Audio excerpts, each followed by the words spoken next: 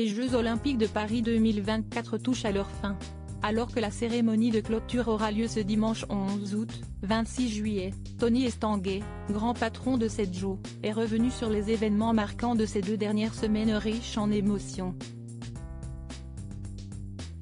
Paris réussi pour Tony Estanguet. Les Jeux Olympiques de Paris ont visiblement enchanté les Français et le monde entier. Un franc succès qui fait son bonheur et son immense fierté, ça a dépassé mes rêves. Quelque chose que je n'explique pas s'est produit le soir de la cérémonie d'ouverture ou le premier jour, et si est allé au-delà de ce qu'on pouvait imaginer, a rapporté le président du comité d'organisation aux équipes du journal du dimanche. Quand je voyais nos sites de compétition, ça ne pouvait qu'être beau. Mais ça s'est avéré plus joli en vrai que sur ordinateur. Avec ses équipes, Tony Estanguet a mis les petits plats dans les grands. Pour exemple, la place de la Concorde, entièrement rénovée pour l'emblématique tournoi, a notamment accueilli de multiples épreuves comme le skateboard ou encore le breakdance. Ceux qui ont assisté aux épreuves d'équitation orchestrées à Versailles ont visiblement été subjugués par le cadre exceptionnel. Les spectateurs du tournoi de beach volley ont notamment été heureux de pouvoir le suivre avec une vue imprenable sur la Tour Eiffel. On a mis toutes les conditions pour que l'alchimie prenne, bien d'autres encore tout aussi symboliques ont fait leur petit effet à l'international. On a mis toutes les conditions pour que l'alchimie prenne, mais j'ai été surpris par cette ferveur, s'est réjoui Tony Estanguet. Par la manière dont les Français se sont appropriés ces Jeux. À ses yeux, ses compatriotes et lui-même en avaient collectivement besoin. Dès le début, la mobilisation a été inédite. Au-delà des sites, près de 5 millions de personnes dans les zones de célébration, on a vu ça nulle part ailleurs. Si est-il le résultat d'années de boulot, a ajouté le principal intéressé.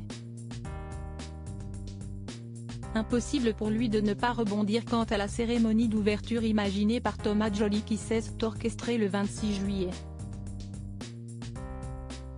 Je pensais qu'il allait me mettre des baffes. De grandes figures de la musique ont d'ailleurs performé à la surprise générale.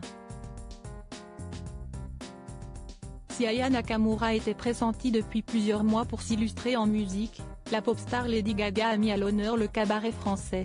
Quant à Céline Dion, absente de la scène depuis 2020 en raison de ses soucis de santé, elle a offert un show d'exception du haut de la Tour Eiffel. Mais le jour J, Tony Estanguet aurait été particulièrement tendu. Jusqu'à 18 h, on nous prédisait une heure de petite pluie, a-t-il souligné. Puis on a compris que ça n'allait pas être. Et ça n'a fait qu'empirer. Il a fallu tenir l'énergie des équipes et je suis très fier de la manière dont elles ont réagi. Avec philosophie et recul, Tony Estanguet a également ajouté, au fond, cette dramaturgie fait partie de l'histoire. Les gens s'en souviendront peut-être plus parce qu'il a plu que si le temps avait été parfait. La pluie on avait anticipé. Mais pas cette intensité pendant 4 heures. Une folie. Je ne savais plus où me mettre. J'étais mal à l'aise vis-à-vis des gens, des invités, des artistes, des sportifs qui, pour certains sont restés 2 heures sous la flotte. Fort heureusement, il ne semble pas lui en avoir tenu rigueur. Ils m'ont remercié à la fin, alors que je pensais qu'il allait me mettre des baffes, a ainsi conclu Tony Estanguet. Un véritable soulagement.